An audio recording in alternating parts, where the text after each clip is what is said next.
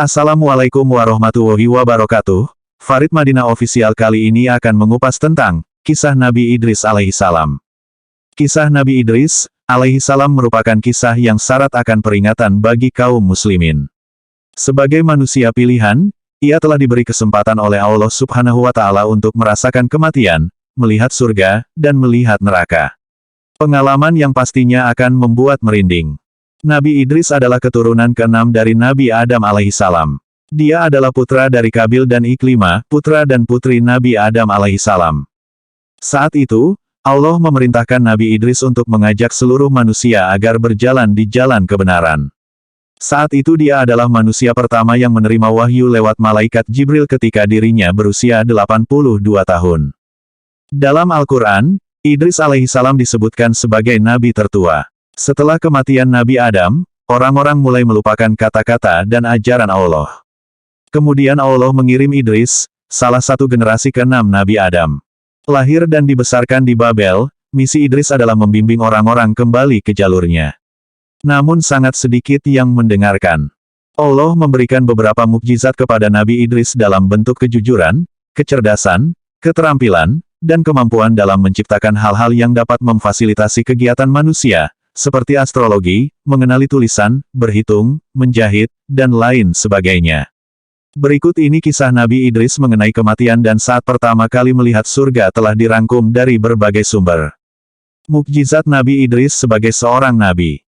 Nabi Idris memiliki mukjizat atau kelebihan, yaitu manusia pertama yang pandai baca tulis dengan pena. Nabi Idris diberi macam-macam pengetahuan mulai dari merawat kuda, ilmu perbintangan falak hingga ilmu berhitung yang sekarang dikenal dengan matematika. Nama Idris berasal dari kata darasa yang artinya belajar. Nabi Idris pun dikenal sangat senang belajar, dan tekun mengkaji fenomena alam semesta. Nabi Idris adalah orang pertama yang pandai memotong dan menjahit pakaiannya. Orang-orang sebelumnya konon hanya mengenakan kulit binatang sebagai penutup aurat. Nabi Idris mendapat gelar sebagai Asadul Usud, yang artinya singa, karena ia tidak pernah putus asa ketika menjalankan tugasnya sebagai seorang nabi. Ia tidak pernah takut menghadapi umatnya yang kafir. Namun ia tidak pernah sombong, selain itu ia juga dikenal memiliki sifat pemaaf. Percakapan Nabi Idris dan Malaikat Israel. Tak terasa sudah 4 hari mereka bersama. Karena sudah akrab, Nabi Idris mulai curiga dengan gerak-gerik sang tamu. Dengan rasa penasaran yang tinggi akhirnya Nabi Idris pun bertanya. Kisah Nabi Idris mengenai kematian suatu ketika, malaikat maut Israel yang sudah bersahabat lama dengan Nabi Idris meminta izin kepada Allah untuk turun ke bumi untuk bertamu dengan Nabi Idris. Dia merasa sangat rindu untuk bertemu dengan Nabi Idris. Dan Allah pun mengizinkannya. Malam itu, Nabi Idris kedatangan seorang pria yang membawa banyak sekali buah-buahan. Tentu saja dia adalah malaikat Israel yang menyamar. Nabi Idris tidak mengetahuinya. Nabi Idris kemudian menawarkan makanan itu kepada Israel namun ditolaknya. Akhirnya mereka berbincang-bincang dan keluar berjalan-jalan melihat pemandangan sekitar. Nabi Idris, "Ya Tuanku, siapa sebenarnya Anda?" Malaikat Israel, "Maaf ya Nabi Allah, saya sebenarnya adalah Israel." Nabi Idris, "Malaikat Israel, kaukah itu, sang pencabut nyawa?" Malaikat Israel, "Benar, ya Idris."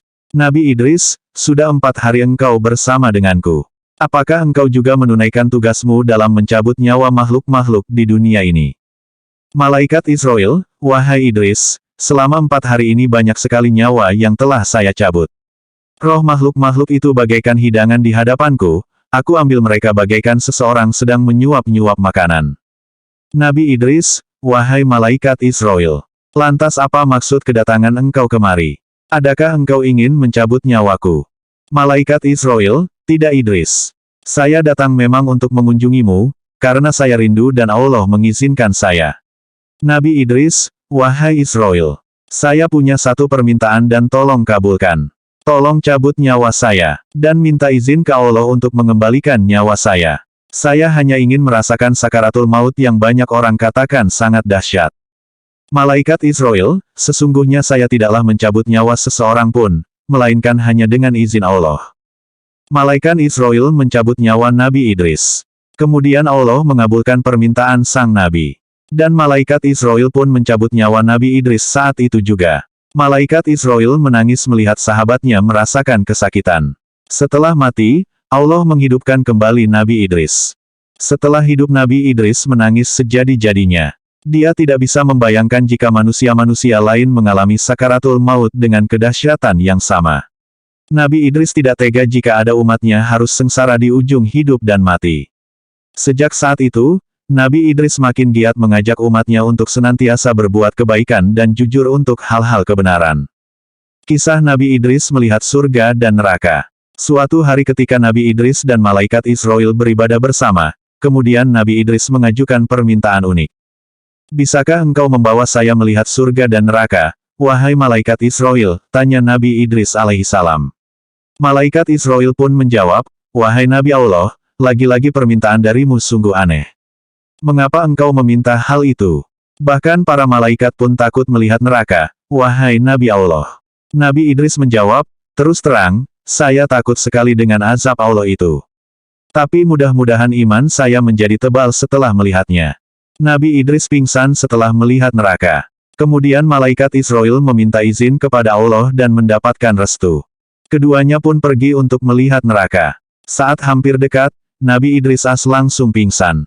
Malaikat penjaga neraka merupakan sosok yang sangat menakutkan. Ia menyeret dan menyiksa manusia-manusia yang durhaka kepada Allah semasa hidupnya. Nabi Idris alaihissalam tidak sanggup menyaksikan berbagai siksaan yang sangat mengerikan itu. Tidak ada pemandangan yang lebih mengerikan dibandingkan dengan neraka. Api berkobar dahsyat, bunyi yang bermuru menakutkan dan hal-hal yang mengerikan lainnya. Nabi Idris meninggalkan neraka dengan tubuh yang lemas. Nabi Idris takjub dengan pesona surga. Tujuan kedua, malaikat Israel mengantarkan Nabi Idris ke surga. Di sana, reaksi Nabi Idris pun sama, nyaris pingsan.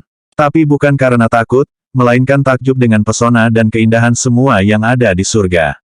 Dilihatnya sungai-sungai yang airnya begitu bening seperti kaca.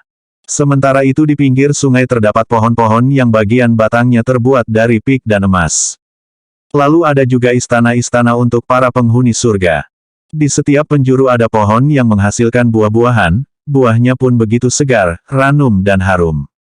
Setelah puas berkeliling, malaikat Israel mengajak Nabi Idris pulang ke bumi. Namun Nabi Idris enggan pulang dan ingin tetap berada di surga. Tuan boleh tinggal di sini setelah kiamat nanti, setelah semua amal ibadah dihisap oleh Allah, baru Tuan bisa menghuni surga bersama para nabi dan orang beriman lainnya, ujar malaikat Israel. Kemudian Nabi Idris menjawab, saya ingin beribadah kepada Allah sampai hari kiamat nanti. Nasihat-nasihat Nabi Idris. Nabi Idris memiliki banyak sekali ajaran yang diturunkan kepada umatnya.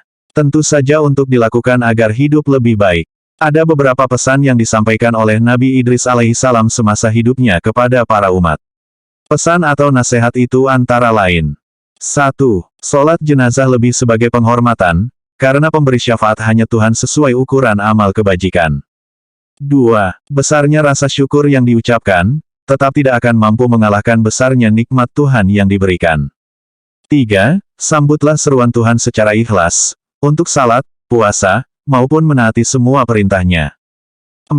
Hindari hasad alias dengki kepada sesama yang mendapat rezeki, karena hakikat jumlahnya tidak seberapa. 5. Menumpuk-numpuk harta tidak ada manfaat bagi dirinya. 6. Kehidupan hendaknya diisi dengan hikmah kebijakan. Sekian dan terima kasih, semoga bermanfaat bagi kehidupan dan diterapkan dalam kehidupan kita sehari-hari.